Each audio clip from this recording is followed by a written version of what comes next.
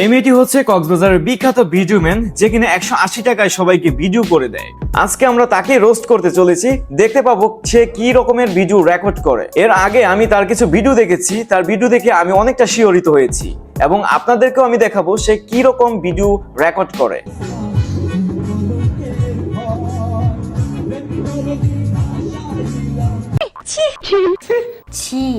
Hey, what's up guys? Assalamu alaikum. It's me Rafan. So welcome to my new another video.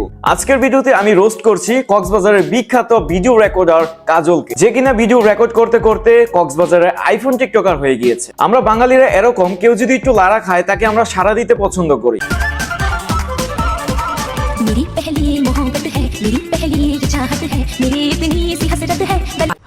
ইতিমধ্যে সেই কাজল মেয়েটি একজন ছাত্রীকে video record করে দিয়েছে এবং সেই ভিডিও রেজাল্টটা কেমন হয়েছে আপনারা কমেন্টে জানাবেন। আমার কাছে যদিও ভালো লাগে নাই। এইটা তুমি একটা কথা কইলে ভাই।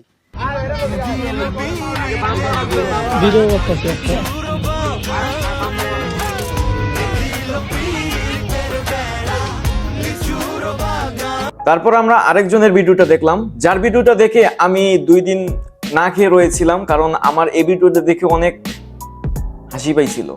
এইসব ধরনের ভিডিও নাকি 180 টাকা দিয়ে করানো হয়, মানে অনেক কোটিপতি। সঠিক বলেছেন। নাম রাখছি মধু, মধু বরিশালের মধু, কারণ বাজার ঢাকা শিল্প। তারপর আমরা আবার দেখতে পাচ্ছি যে আরেকজনকে ভিডিও করে দিচ্ছে, তাকে পোজ শিখাই দিতেছে, কারণ সে পোলাটি জীবনের প্রথম ভিডিও করাইতেছে কাজলকে দিয়ে 180 টাকার বিনিময়ে।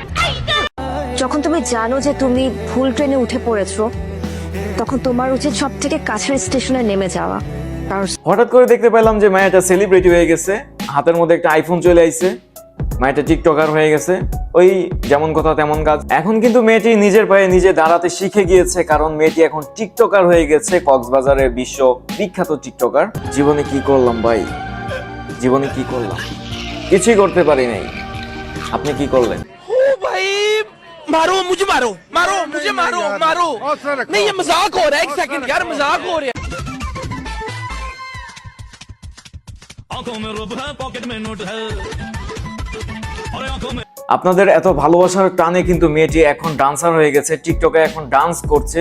কিছুদিন পর টিকটকের নমিনেশন পেয়ে যাবে, তাকে অ্যাওয়ার্ড দেওয়া হবে। যদিও 180 টাকায় ভিডিও করতে করতে মেয়েটি এখন সেলিব্রিটি হয়ে গেছে।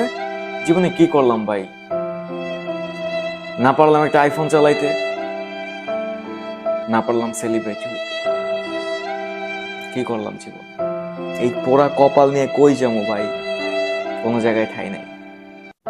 যদিও ইমোশনাল একটা মিউজিক হলে ভালো, কানতে মন চাইতেছে।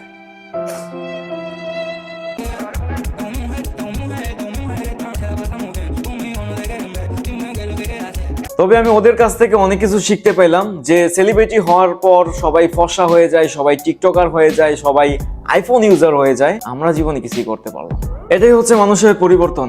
দেখছেন ভাই কি ডান্স করছে, মানে ডান্স দেখে অনেক শিহরিত মনে হইতেছে যে কি থেকে কি হয়ে যায় মানুষ। 180 টাকায় ভিডিও করতে করতে এখন ডান্সার, টিকটকার, আইফোন ইউজার, কি না হয়। কতদিন পর নাটকের শুটিং করবে, এটাই তো বাংলাদেশের নিয়ম। সো গাইস, আমি আর তেমন কোনো কথা বলতে চাচ্ছি না। ভিডিওটি কেমন লেগেছে অবশ্যই কমেন্ট করে জানাবেন। পরবর্তী সময় আবার দেখা হবে। আসসালামু আলাইকুম, গুড বাই, টাটা। পেজটা কিন্তু ফলো করতে ভুলবেন না। ধন্যবাদ।